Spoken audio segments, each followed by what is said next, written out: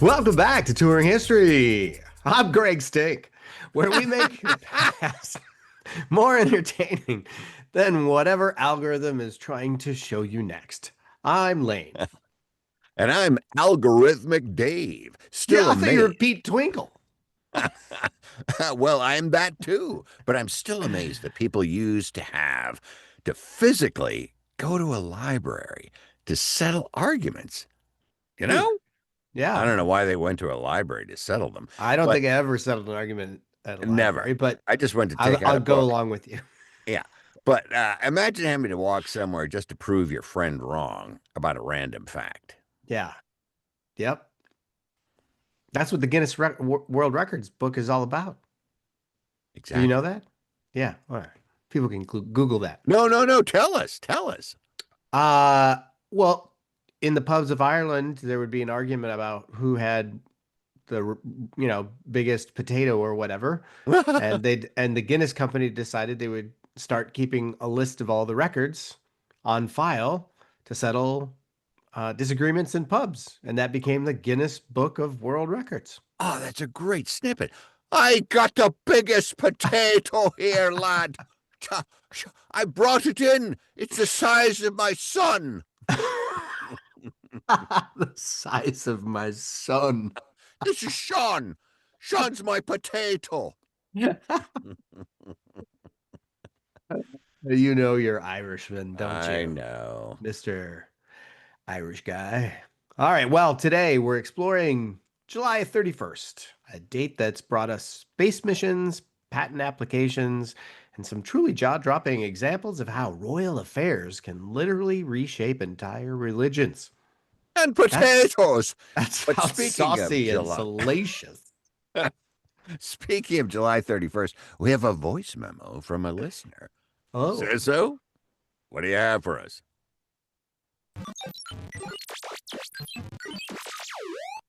Hey guys, this is Heather from Indiana. July 31st, 2020 was the day I discovered that my Animal Crossing island had the exact same layout as the Battle of Gettysburg.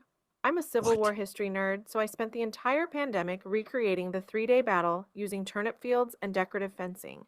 My villagers are named after Union and Confederate generals.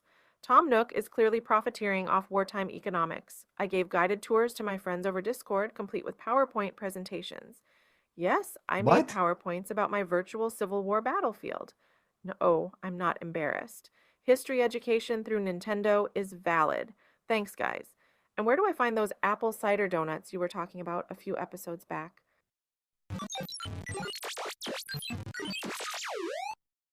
Ooh, yes, those Wow. donuts. Heather, Oh, oops. you have way too much free time on your hands, I but think it's I fascinating what think you've discovered. we have some interesting listeners, Dave. Yes. I don't even know where to play. What was the game? Discord. Barnyard Animals. Oh, Barnyard. No, that's a different game, but I Oh. play that all the time when nobody's looking. Moo. Over. To Stu Leonard's. That's where the apple cider donuts were. That's right. That's right. There we go. Well, Mhm. that was an interesting call. That's Thanks for great, that, Heather. Heather from Indiana. Wow. Let's go into our Fascinating. birthdays. We've got J.K. Rowling, who turned getting rejected by 12 publishers into creating the most successful book series of all time and basically inventing modern young adult fantasy. That's right. Yeah. Uh, and I've got a broomstick up my. Never mind. Also born today, Wesley Snipes, who proved that action heroes could be both incredibly cool and surprisingly good at tax evasion strategies. Oh, Oh, that's hey gonna now. burn. Yeah. And Primo Levi, who was writing about surviving the Holocaust, and it became essential literature. Wow.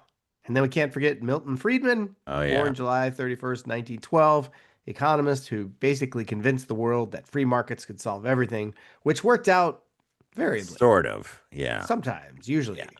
Yeah, his ideas shaped global economics for decades, though I'm pretty sure he didn't anticipate people using his theories to justify charging $8 for Hmm. coffee. He Uh, basically said that companies should just do whatever they can for the shareholders, and the rest be damned.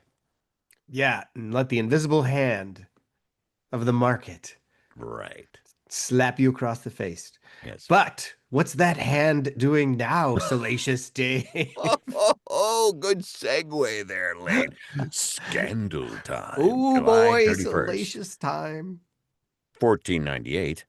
Christopher Columbus arrived in Trinidad during his third voyage, but here's the salacious part. Columbus was simultaneously conducting affairs, quote unquote, with multiple women, while his wife waited back in España, and these relationships literally changed the demographics of the New World.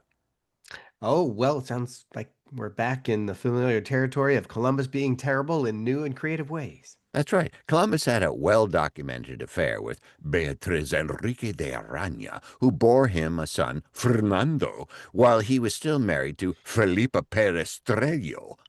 That's a lot of Good Spanish. job, Dave. Good Thank job. you. I thought you might sprain something there. My tongue, but that's just the beginning, Lane. He also had relationships with indigenous women in the Caribbean, which was part of his strategy for establishing Spanish colonial control. So his personal affairs were actually colonial policy. Yes, Columbus encouraged his men to take indigenous wives and mistresses as a way of creating mixed race children who would be loyal to Spain. His own sexual relationships became the template for Spanish colonization throughout the Americas. He was a busy boy. Yeah, wow. His infidelity became systematic cultural destruction. Pretty much. The really scandalous part? Columbus wrote love letters to Beatrice while simultaneously writing official reports to the Spanish crown about civilizing the indigenous populations through intermarriage, if that's what you Mm, want to call it. His mm. personal romantic life and his colonial policies were the same darn thing. Wow. So one man's inability to stay faithful to his wife helped establish centuries of colonial sexual exploitation. Yeah, in a nutshell, his affairs and the colonial marriage policies they inspired created entire new ethnic populations across Latin America. The scandal wasn't just personal, it literally reshaped the genetic and cultural makeup of two continents. Oh boy. Wow. Wow. But we're going to talk about innovation. Okay. Innovation time. July 31st, 1971, Apollo 15 astronauts took the first lunar rover for a spin on the moon, basically turning space exploration into the ultimate off-road adventure. Yeah, Bronco Nation. They drove a car on the moon. That's like ultimate are we there yet road trip. Yeah, you're Yeah, there. you're there and you're not coming back. That You're car's not coming staying there. back. The lunar rover completely changed space exploration strategy. Instead of being limited to walking distances and bulky suits, astronauts could travel miles across the lunar surface, collecting samples from diverse geological areas. So, Yeah. Plus, they got to do the first and only moon donuts, which mm, has to be the most exclusive driving experience in human history. yeah, I want moon donuts. I bet Moon Rise donuts. Donuts has moon donuts. I want one. Also on July 31st, 1790, the first U.S. patent was issued to Samuel Hopkins for an improved method of making potash. Wow. Basically, America's first official I thought of it first moment. Right. Fertilizer. Potash. Revolutionary fertilizer technology.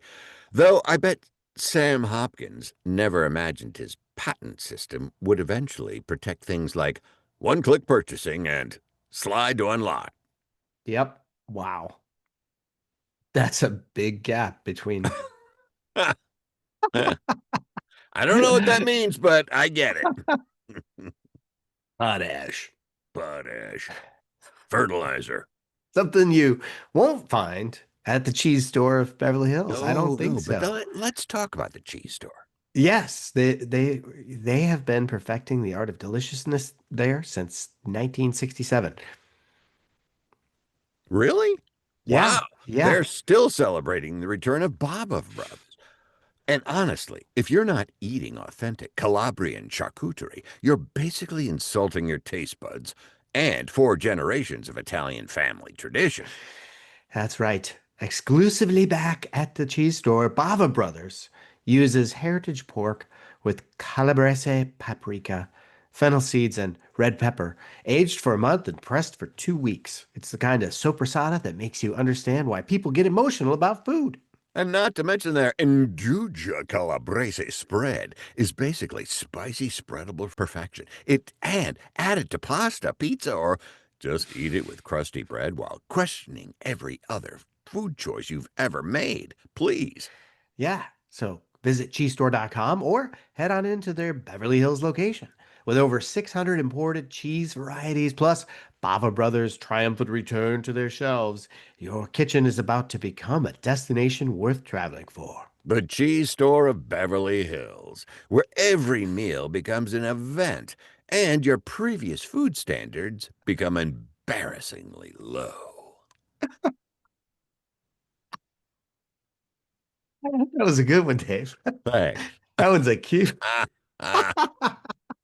I'm gonna make But that my we're on to deep ringtone. thoughts, Lane. I know. Deep thoughts, Dave. What's July 31st telling us about human nature? Well, human nature on July 31st shows that humans are basically opportunistic innovators, amongst, well, other things, who turn personal desires into systematic changes. Here we go. Columbus turns his affairs into colonial policy. We turn moon visits into lunar road trips. Yeah, dude. Punch it. Patents turn individual ideas into protected property. Wow. Well, my deep thought is that July 31st proves that individual actions often create lasting systems, whether it's the first patent establishing intellectual property law or Columbus's relationships shaping colonial practices. Personal choices become institutional frameworks. Ooh, deep. That is deep. So your deep thought is personal behavior becomes public policy. Exactly. And your deep thought is humans systematize everything, even their scandals. Well, yeah, and somehow we've built civilization by turning our individual chaos into organized chaos. It's like we're constantly accidentally creating bureaucracy out of our personal drama. Ah, this is very deep. That's a great description of our human government, Yeah, Dave. So that's July 31st, proving that humans will turn absolutely anything into a system, even when we probably shouldn't. very true. Thanks for touring history with us. Like, subscribe, and send us your voice memos about meaningful dates. Turning video games into historical education with PowerPoint presentations is exactly the kind of beautiful nerdiness we live for. Yeah, until next time, remember history is just humans accidentally creating permanent consequences from temporary decisions. So, this has been Touring History. I'm Dave. And I'm Lade. And we'll We'll see you in the past.